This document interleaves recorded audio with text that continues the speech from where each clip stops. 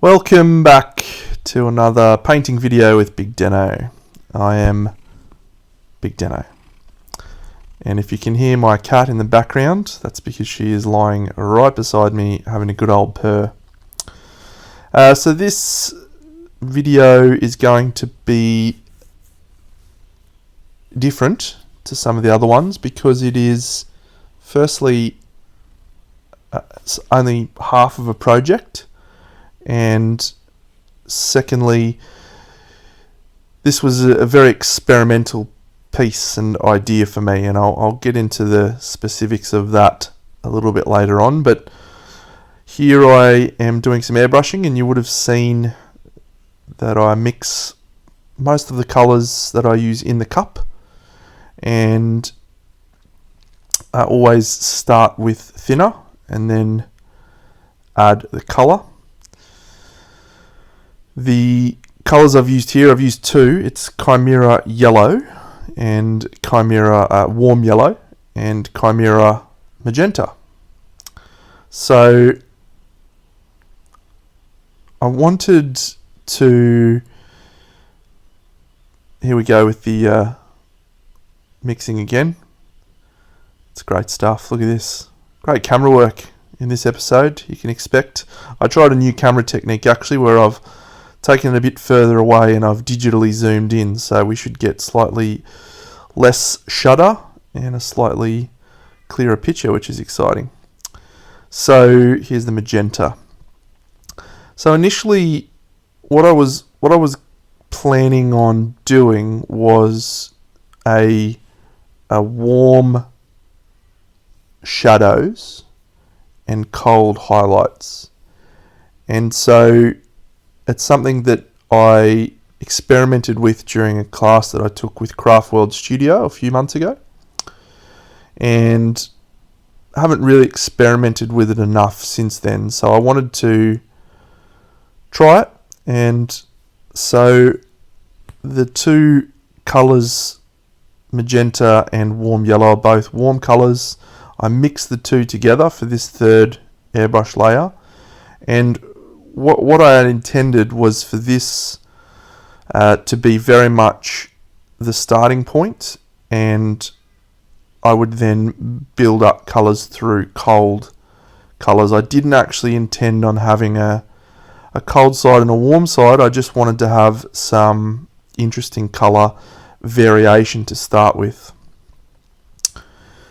And so I actually really love just those colours on the model, the airbrushed colours. I think they look really interesting. So very, very smooth, beautiful pigment from the Chimera colours. If you get a chance to have a play with them, they can be very, very smooth through an airbrush, as you can see there. So one of the techniques I talk a lot about is sketch and refine. It's where I roughly sketch out what I want the model to look like, and then make some refinements, and then continue to sketch and continually work in and smooth things out. So this is actually, an extremely rough sketch, probably rougher than normal, and I don't really have a good explanation for why I did this, other than I couldn't really conceptualize of the colors that I wanted to use at the time, and so I just thought I would block in some very, very harsh lights and see how that looked. And you can see I'm using purple, the lilac. This is Orchid Light from Nocturna Colors, and it's also quite a cold color, so you can see I was working on the warm shadows, cold lights sort of idea. And I think probably about halfway through my airbrush smoothing, or at least the first airbrush smoothing, I wasn't at all enjoying how things were looking, and I sort of felt like I'd lost a lot of the cool, interesting colour and nuance in the skin, and so I changed the plan fairly significantly. So this is still a cold color. It's German yellow from Vallejo model color, if I remember rightly. This is about a week ago now, so this video took a long time to cut together. So I was intending still at this point to bring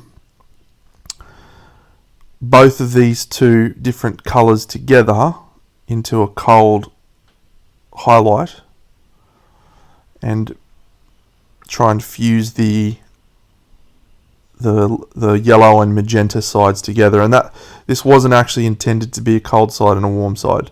This was intended to be yellow and magenta coming up through to cold lights. And this is a Vallejo game color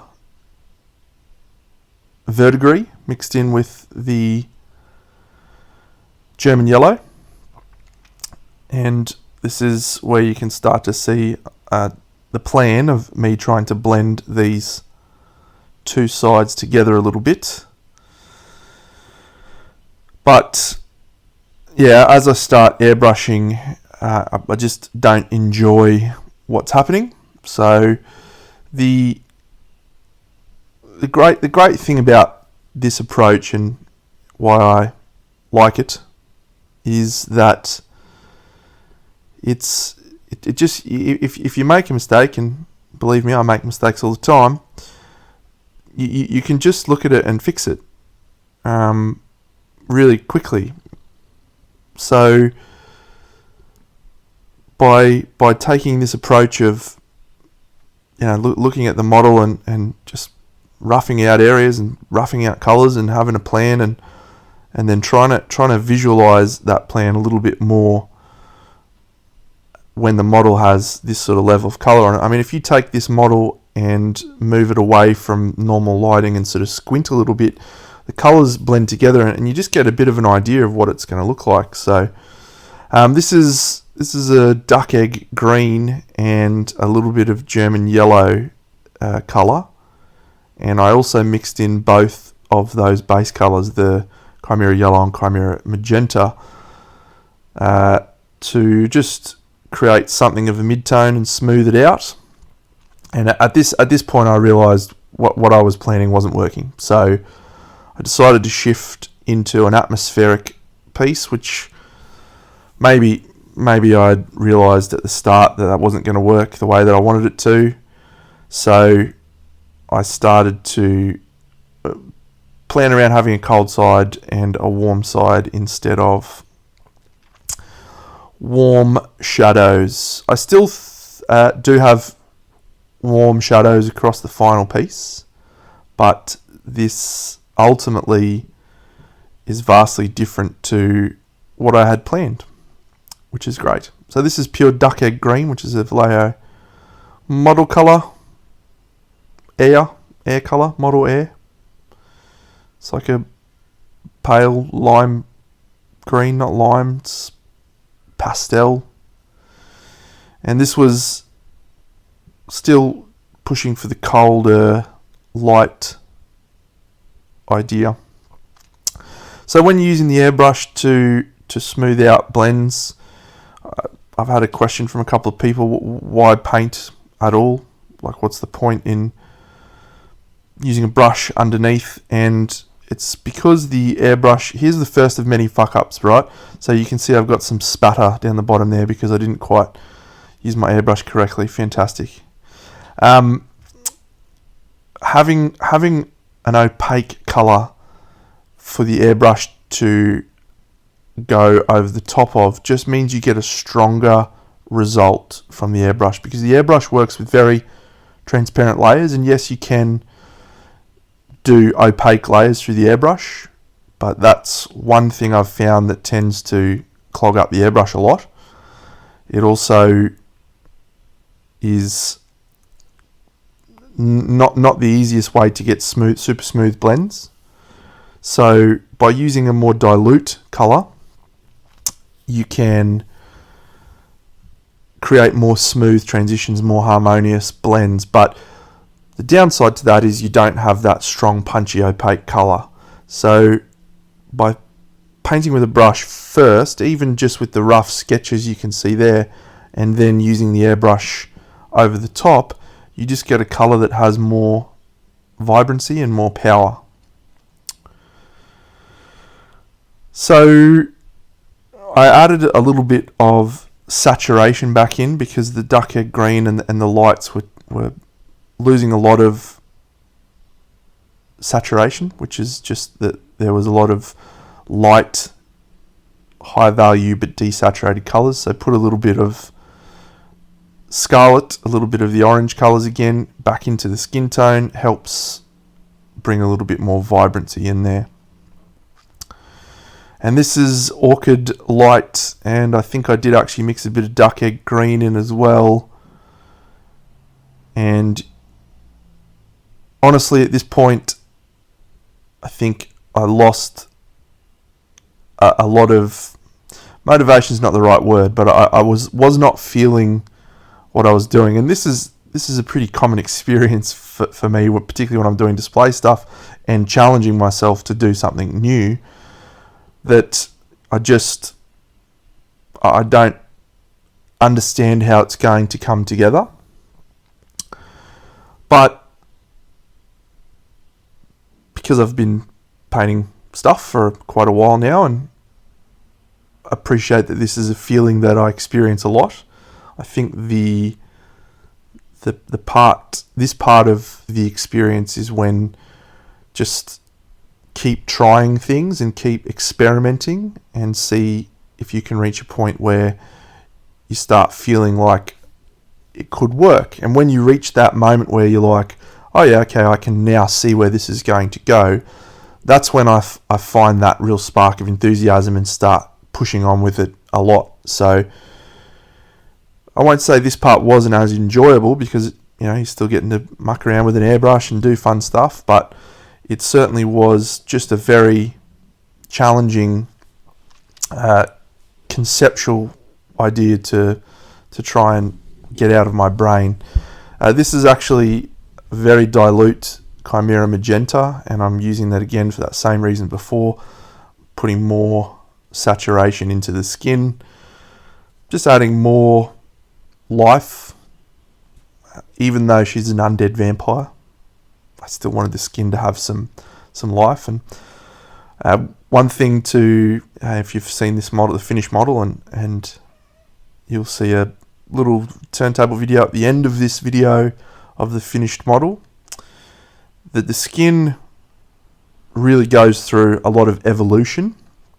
This is not the last airbrushing or the last refining of colours that I use on the skin, but as I'm starting to add more colour and understand the light source and figure out what the hell I'm trying to do, it starts getting closer to the end result.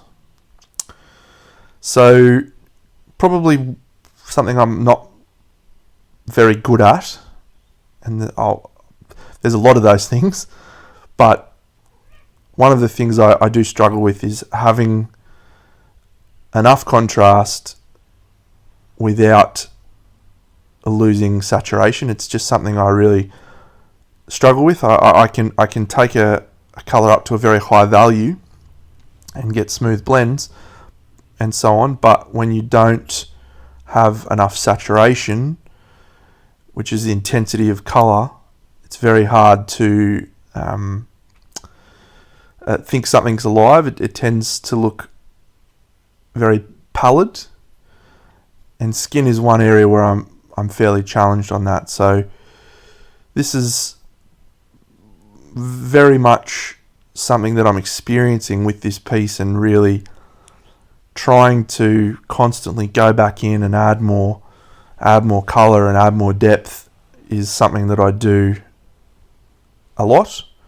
And one of the great ways of being able to use the airbrush is you can do thin glazes of color, and what I'm actually using at the moment is contrast paints, but you can use contrast paints or inks, and you can do very, very dilute layers that will help you add that saturation back into the skin. So in some of the other videos I've done, I talk about how, especially with a zenithal prime or with this airbrush sort of blurriness, it's very tricky to get a concrete idea of whether or not you have enough contrast when this skin tone is actually going to be quite high value, but that is going to be reinforced by some of the darker colors around it. It's going to look higher value because the areas beside it are dark. And so that's why what I'm doing here is just filling in some of the other areas with black, or in this case I use a Charlotte's red mixed in with a little bit of black, which is a very deep magenta red, and just want to fill in and understand what the actual skin tone looks like here. So I'm going to use, evidently I'm going to do some highlighting on the skin because I have already realized there's not enough contrast. Good stuff. I did say this was going to be a very interesting commentary, and interesting is probably the wrong word. It's going to be very experimental commentary, because this was a very experimental piece. I am actually very pleased with the end result, and I think that's something to keep in mind, that even if you are going through a period with a piece where you're struggling and you're not enjoying how it's looking, as long as you're enjoying the process, as long as you're enjoying painting, you can just keep working and until you find something you like, and never be afraid to scrap something completely and start again. I don't mean undercoat the model black again, although there has been times where I've seen people who've done that, but I just mean look at specific sections. So a good example of this is I did a model a couple of weeks ago called Lost Soul by Karol Rudyk, another Karol Rudyk sculpt. Love the scale of his sculptures. It's a similar vibe to this, a female with really smooth, beautiful skin sitting inside this crazy stone living sculpture thing with some hands reaching over to grab her. Really incredible sculpt by Maria Penfilova, I think, off the top of my head. Really just divine sculpt. So I had this idea in my head at the start, and I did a really nice warm skin tone and really cool, and then put it into the stone and just looked rubbish. So pulled her out and changed the skin tone and changed her hair color, and then put it back in and started painting the hands, and then the hands came out rubbish. So I changed my mind on the hands, and they became a different color. They became cold, and then all of a sudden there was a lot more cold happening on the whole piece, and then I realized the skin tone was not the right atmosphere, and so I had to change that again, and then I changed the light that was coming out of the top of the stone thing. Like, I went through about 7 iterations of what I thought the model was going to look like. So you can change as you're going, and I guess that's probably why I gravitate towards this type of technique. It's just because I am frequently making poor decisions. Maybe if I was a bit more like David Colwell, another glorious Australian painter who plans out all of his work, very, very much understands all of the colours and things. If I did that more, maybe I would have less of this sort of wholehearted starting again with an idea. So I'm doing some more sketching with the intent to go back in with the airbrush. And again, the reason I'm doing this with a brush is to add more opaque colour, so I can then use the airbrush with the transparency to soften it out. You can be quite precise with the airbrush once you've had a bit of practice.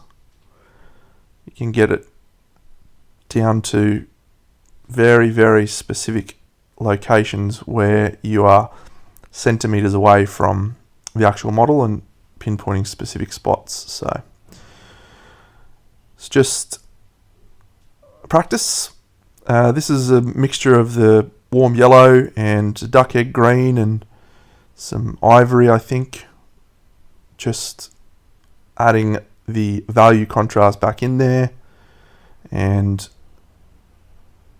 just starting to evaluate where the actual light's source is and what the final piece is going to look like with the lights and shades. So starting to develop a little bit more and understanding what I'm doing. So you can see I've got warm colors there and warm lights, and then I'll probably move into some more cold colors using the verdigris and the orchid light over on the other side.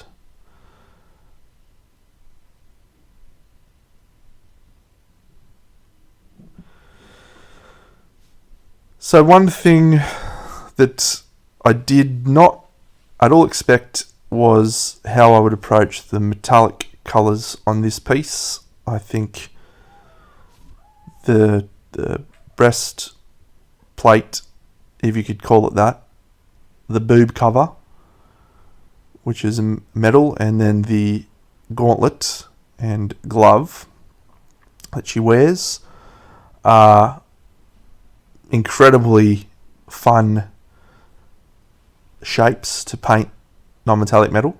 So really, really easy, interesting shapes to start experimenting with non-metallic metal. So, but I didn't, until I started painting the actual piece, realize that I was going to have to do a cold side and a warm side of metal until I started painting. And then I realized that because of the way the light had started to appear on the model, it just had to be warm colors on the left, her left, and cold colors on her right, and so that is reflected in the metal. I tried, and you'll see a little bit later when I start the metal, I tried to have it be a gold color, so I wanted it to look like golden armor. I don't know if I quite understood how to paint gold with cold light. Like, I still think there should have been more yellow tones in that side of the armor, but I couldn't reach a point where I was able to do something that looked quite right. So anyway, this is a lot of gibbering here, so I'm just going to allow this video to roll on for a little bit until I reach something interesting to talk about. This whole video has been sped up to ×2 speed, and it means you're going to see approximately 2 hours of painting. And by the end of the 2 hours, a lot of the core skin tone and light concepts have been built up, and the remaining time I spent, which was probably another 2, 3, maybe 4 hours, is just really taking that underlying work that I've done and refining it, which is really fun part of painting for me, the funnest part, because you get to start to see things come to life. Evidently I did have more stuff to say. Isn't that exciting? I'm sure you're all loving every second of commentary on this piece.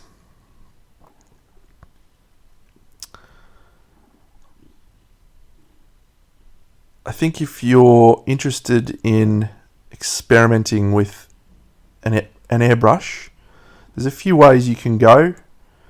The first airbrush I got was a Pashk airbrush, and it was a dual action, but it was a gravity feed. No, siphon feed. It was the shit one where the paint comes up from a cup out of underneath. Very, very wasteful, and I think I didn't purchase it myself. It was a gift, so I experimented with it for a bit and did one or two things that were really cool and made me think, yeah, I might experiment with airbrushing a little bit. So I went and purchased a Runway 13, which is an Australian airbrush manufacturing company, and it was quite good. And I basically experimented with that brush and messed it up effectively. Like I got heaps of gunk in it and bent the needle and did all sorts of other stuff over the course of several months and doing some cool stuff with it. So then I transitioned over to the Iwata range, and that is the airbrushes that I still have now. I understood a lot more about how to clean them and understood how to deal with various problems that arise. So if I was going to suggest someone take up airbrushing, I would recommend picking up an Iwata Neo. They're relatively cheap and really good quality, and so you can have the same sort of experience I did with messing up and stuffing it up, and it's not going to be a poor investment. And because Iwata have a lot of individual part replacements, if you do break something or mess something up, you can replace it pretty easily. So I highly recommend Iwata brushes. I find them to be really, really nice, and I have experimented with a couple of other ranges as well at some friends' brushes, but they're just really, really reliable, consistent brushes, and they've got that cap at the front which allows you to do some backflow, which is something that helps me clean the brush. So all that sketching work that I did on the warm side, here I'm now using another airbrush layer to again add more contrast, and this is actually duck egg green, which is that interesting green color, and I'm punching plenty of contrast into that, and that's not even the end of it. I'm going to do more. Tremendous. And that is ivory and duck egg green mixed together. So that is really high value, almost going up to a white. And as I was discussing earlier, a real problem with some of the stuff I do is I have that very much desaturated skin tone. So here I am going back in and adding warmth, and there's some more spattering, having a shocker in this paint job, and this is another reason why this video stopped. It was just such a weird paint job. Actually, there's a number of mistakes I make later on which isn't even on film. I smudge paint, I get a fingerprint mark on the model, I get, using my masking putty, I smudge wet paint on other parts. It's an absolute clusterfuck, but came out alright in the end. So, and this layer of color here, this is the one where you start to see the skin tone a little bit come to life, and you've still got that high contrast because this is a translucent, transparent layer, but it's adding the warmth back in, adding some color richness back into the skin, but still leaving that really nice high contrast transition on the piece. Look at how cool that yellow is. I wish I still had more of that yellow in the end result. Hard colour to paint yellow. That Chimera yellow is awesome. This is actually a pink. I think it's light flesh. Just wanted to keep mucking around. I like to describe my process as very iterative because I think some, I guess, painters that work in smaller scales or army painters, I think we have a pretty standard process. You paint your mid-tone, you do a wash, you paint your mid-tone again, you paint your highlights, and then maybe if you're going even crazier, you'll do super highlights or dark shadows. But with my process, my approach, there is no set number of shadows, mid-tones. There's no set number of highlights. It's just you do it until it looks how you want it to look. And so that can be 10 highlights done over 10 mid-tones, but only one shadow. Or it might be, sometimes I get it right first time, which is awesome. It's just you keep iterating it until you have reached a point where you are satisfied with the end result. And it is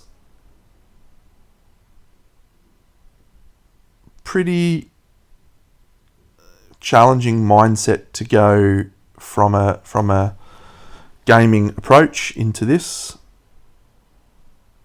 but it's fun. This is Tinderloose Red Scale Fantasy Color. Cool dark red. I like it. If we want to go back to G-Dub, old school paints, this is, hang on, was it called Red Gore? Or was it Crimson Gore? I think it was Crimson Gore. Dark red. It's a dark red colour. It reminds me of Crimson Gore. Oh, maybe it wasn't Crimson Gore. Got to go and Google it now. This is great television, I'm sure. Crimson red colour. Crimson red colour. G-Dub.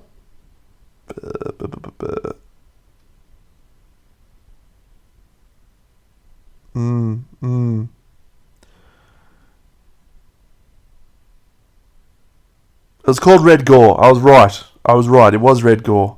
Oh, there's Scab Red as well. Scab Red was awesome too. Great stuff. I found a little chart that tracks all of the old Games Workshop colours. Jeez, there's some bangers in there. Absolute bangers. Warlock Purple. Great stuff. Shadow Grey. I used to use Shadow Grey all the time. Vermin Brown. Oh, Vermin Brown was one of my favourite colours. This is great. Alright, better go back to the video. Anyway, so this is Red Gore. No, it's not. It's Tinderloss Red. Just jokes. And I wanted to have a warm base tone for the eventual non-metallic metal that I was going to experiment with. So I've used brown in the past for this. I've used other colours, greys, purples even. And with the way I approach non-metallic metal, you can use just about any colour, and it's something that you can get interesting effects from. So, but red tends to provide a pretty rich colour, a rich looking gold. Green's a good one to start with as well for gold. Also very Australian.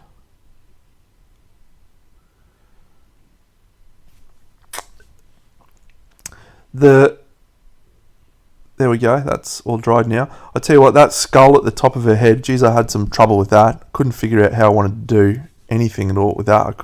It went through about 4 different colours before I settled on it. I had a jade colour for a while. So here you can see I've tried to use, so this is the cold side of the armour, and at this point I'm trying to do all a warm gold, and so I'm using it's not called green ochre, it's called maybe it's yellow ochre from Vallejo Model Colour. Look, I'm not an expert with colours, alright, particularly when it's been so long ago. I think it's yellow ochre. I've mixed that in with the Tinderloss red to start sketching in my lights, and then my bounce lights, and then other stuff. And you can see that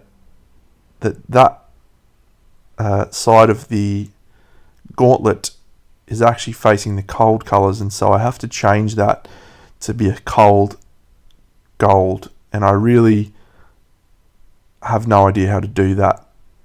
So I started with a gold colour, and then it ended up not being that gold colour. So happy days.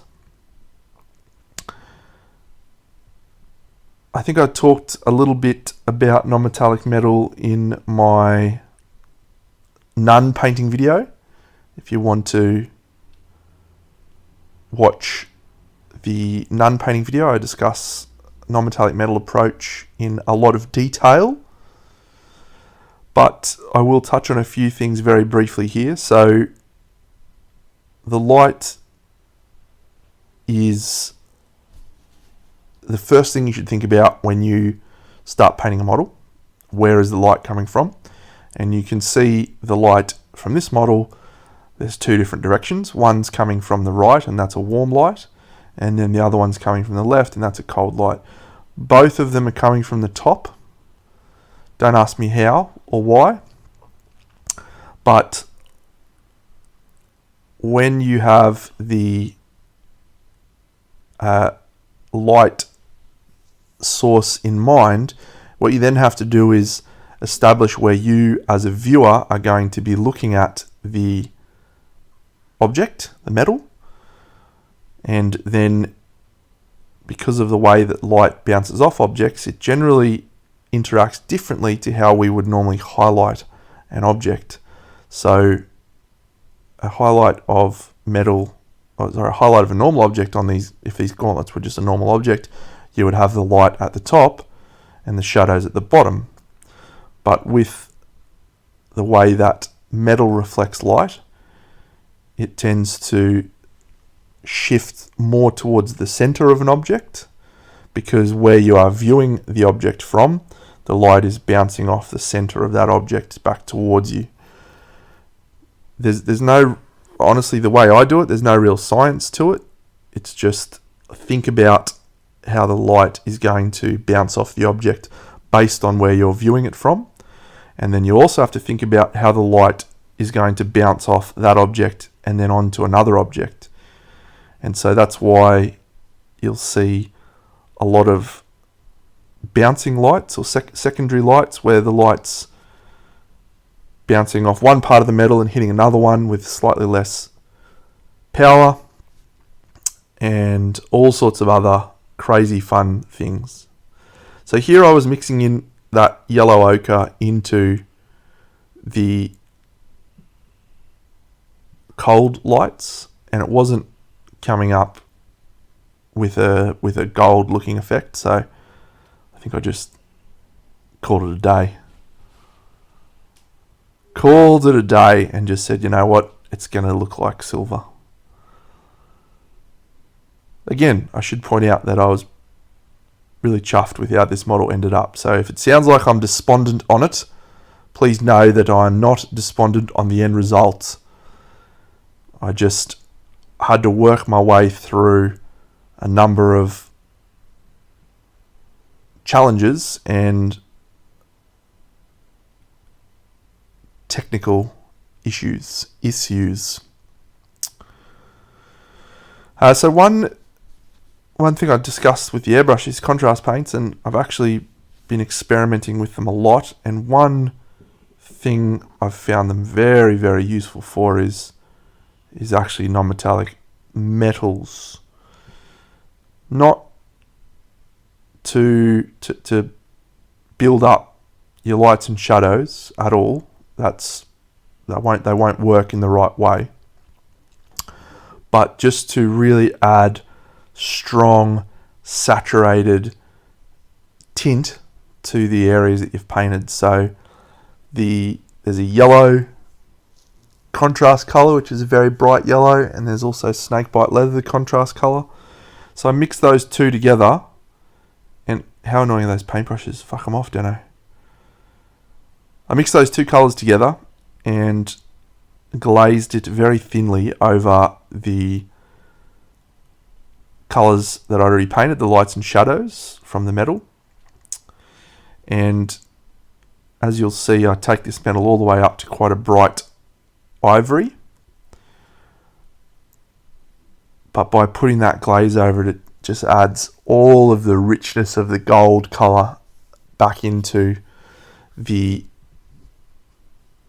midtones, as well as bringing the lights into this interesting gold color, but still having the contrast there. So it's another thing I'm still experimenting with, and will continue to experiment with, and they're fun product. Certainly not going to make you a better painter, but they have some potential uses. So about here I was like understanding where the piece was going to go.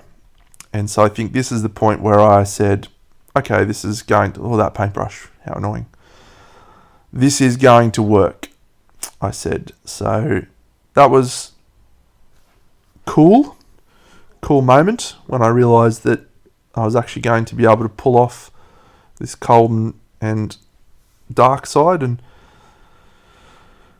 had to start working on this very interesting booby guard, and understanding that the right hand sides of those plates were going to be cold, but the left hand sides were going to be warm.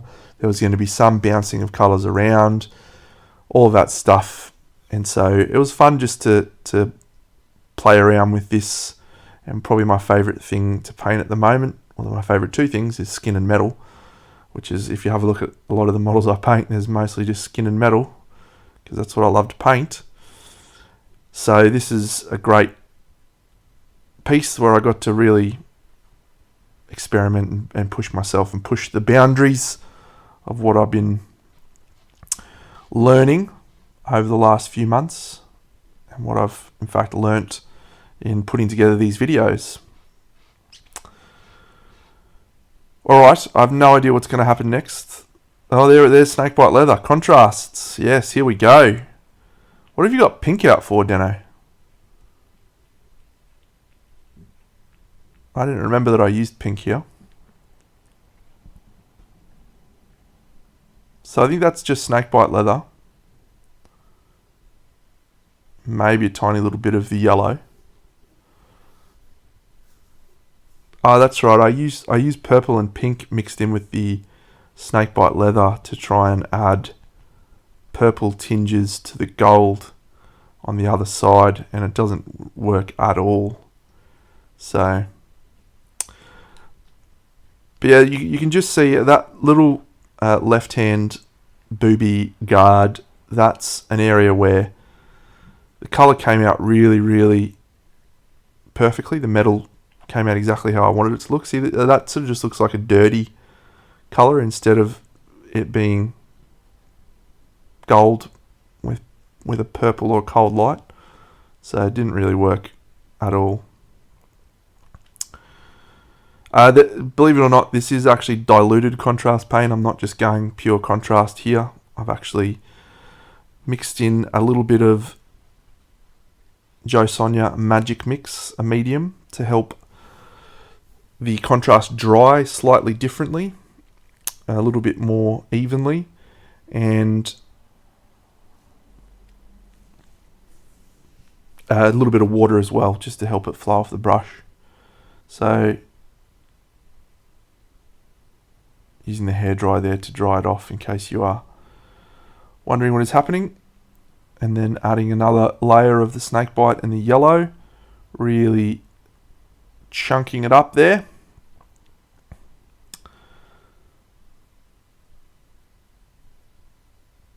So one thing that's interesting to observe here is, as this armour has started to get darker, the skin tone started to look a lot paler, and it's actually looking to me too pale. So I do actually go back in, maybe now actually, and add more airbrush work. What are you doing here? Oh, that's right. Yes, oh, this is great stuff. Lazy man's hair. Just use contrast black Templar. Get yourself black hair. Job done. How good's that?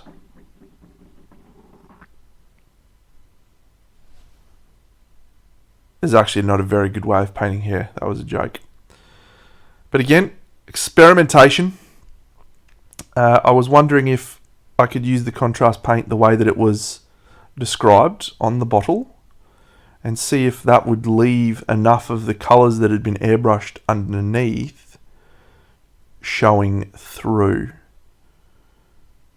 That's to be fair, it probably sort of worked, because I think there was enough of the colour showing through that I was able to use this as a starting point. But this wasn't a successful experiment with the colour. I don't think I'll do this again with contrast and trying to cheat my way through hair. She's got a lot of hair, this vampire lady. This is actually the 6th, so I figured out the other day, this is the 6th one of these vampires I've painted. Karol Rudyk art. 1 to 10 scale vampires. I have painted many of these vampires, and I love them very, very much. They are incredible models. It's great to have a slightly larger face to be able to really bring some interesting emotion and really work on your blends and your stuff over those large surfaces. Incredible sculpts.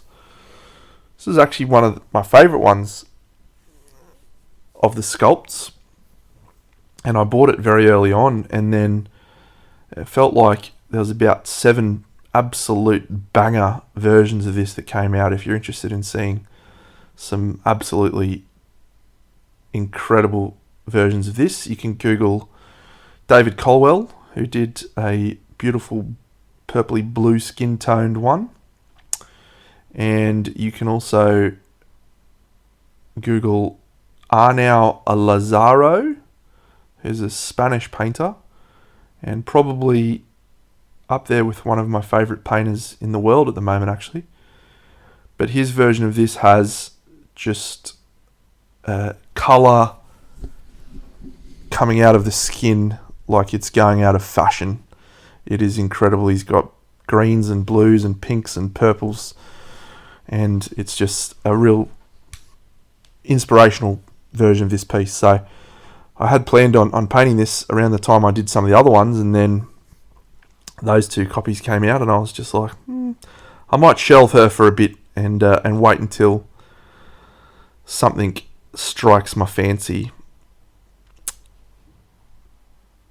And hence that brings us to now. So back in with the yellow ochre, going over the contrast colour.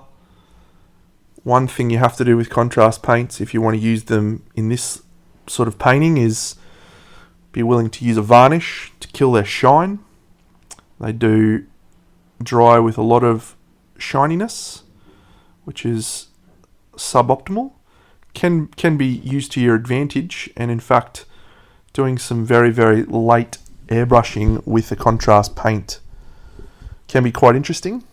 Skin tones, as skin tones have a little bit of a sheen to them, so having that sheen from the contrast paint through an airbrush can actually be quite interesting. But overall, AK Interactive matte varnish prior to working into them some more.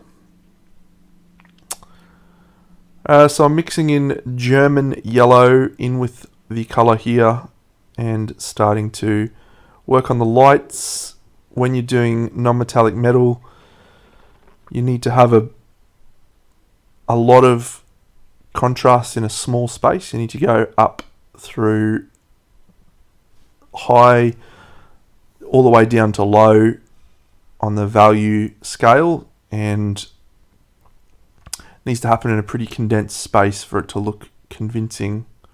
You also need to have very, very clean edge highlights, and also very important to have each section distinctly delineated from each other section. So a little bit of black lining will help reinforce the metallic properties of the object. So the next, I guess, 10, 15 minutes, 11 minutes of this video is just me continuing to refine the metal. Generally, the rest of this paint job is exactly what you've already seen. I do a little bit more tweaking of the skin, and I use Panzer putty to block off the metals. Panzer putty is a super interesting substance that you can use to mask off sections that won't pull paint off or stick to other surfaces. So I mask off all of this non-metallic metal and again go back into the skin and tweak away. The metal, I add another layer of contrast with that same yellow and add the vibrancy and the richness back in. And the hair is something I've painted in previous videos if you want to go and have a watch of those, but I tend to do hair in the same way, which is starting with big clumps and light reflections on big clumps before going down into a smaller micro scale of thin lights. So I hope this video has been interesting. I certainly haven't felt confident articulating everything that's been happening. That's probably not the right description. I felt confident articulating exactly how little confidence I had in what I was doing, because this was something that just changed and evolved significantly as the entire paint went on. So if you want to know how frequently this sort of thing happens to me, it's probably about every time, but generally only with ones where I'm really trying to experiment with something new. If I'm doing something that sits relatively in my wheelhouse, I don't tend to get things wrong as often, although on occasion I still royally screw things up, as per Lost Soul, which I discussed earlier in this video. But with this piece, with that whole concept at the start changing and being very different to how I normally approach it, it made for some weird vibes as I was painting.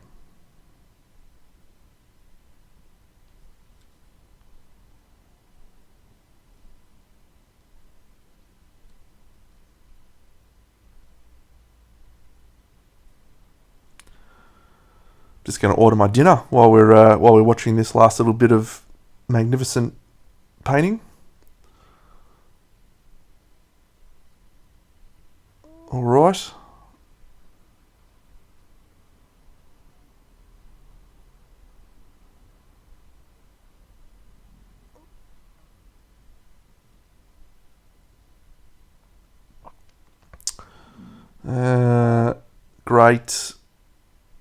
Great stuff.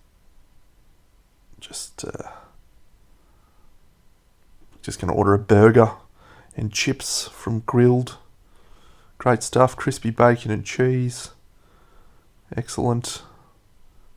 Chips. Chip dip. That's great stuff. All right.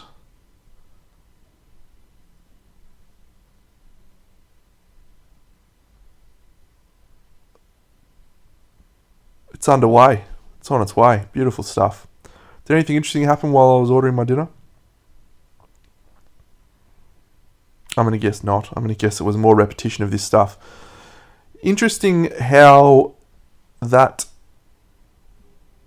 to me anyway, does look a lot like metal with the way that the lighting has been painted. It's not necessarily, doesn't look like gold at this point in time, but the way that the light is interacting there, I feel like that is a convincing non-metallic metal, and I don't often get it looking as convincing as that. So I was pretty chuffed with that particular element.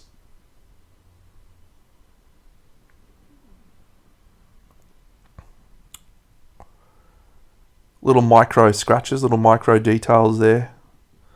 I do like to have a contrast between the smooth skin and then the slightly textured metal.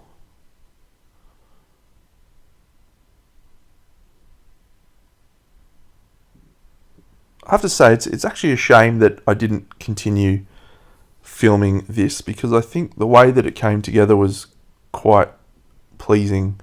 But one of the things I was finding challenging, because of the size of this model and the hair of the model and the shape of everything, I couldn't quite hold the model for the camera perfectly. It didn't quite, I couldn't quite get it right. And I wondered if maybe that was contributing to some of the mix-ups, which is why I actually stopped filming it for a bit, just to see if I would continue messing things up. And I didn't make too many mistakes after that point.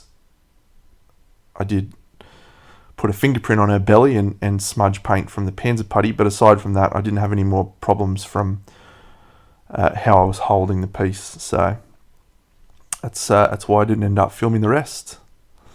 I think I get the second layer of contrast on this.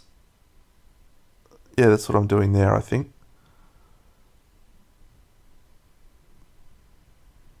Yep. So that is contrast paint. It's the yellow and the snakebite leather. Couple of layers of that over the work that I've done. Absolutely pumps up that and makes it look like gold. I was super chuffed with this. Wasn't super chuffed with getting that contrast paint on the skin tone there. Suboptimal.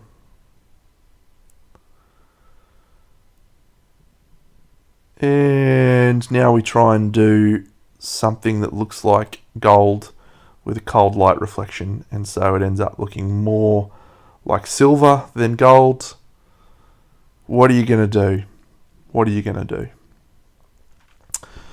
Alrighty, so I do have another video planned. I've got another 2 videos planned actually. One is going to be another Rising Sun model paint job. I'm going to do another Oni on film, which is going to be pretty cool. And then I've got another piece coming up soon, which is a display piece, and I'm going to attempt to film the entirety of that paint job as well. So I'm pretty happy with how the camera change setup has worked here. It's very it's in my opinion, it's provided a clearer picture, so that's cool, and we're getting less focus shifting and less camera shutter, so that's cool. I'm pleased with the outcome of this, so I'll continue to do this digital cropping thing. I think I'm hungry. I think I'm very hungry, actually.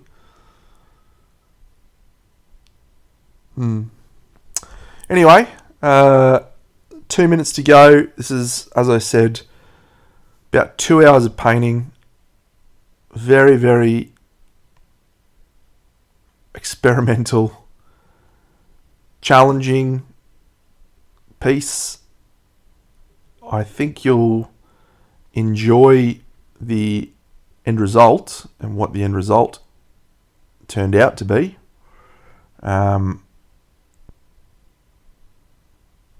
Vastly different from the very first layers that I started with, but yeah, ended up being something that was really cool that I was pretty proud of. So took a while, but we got there.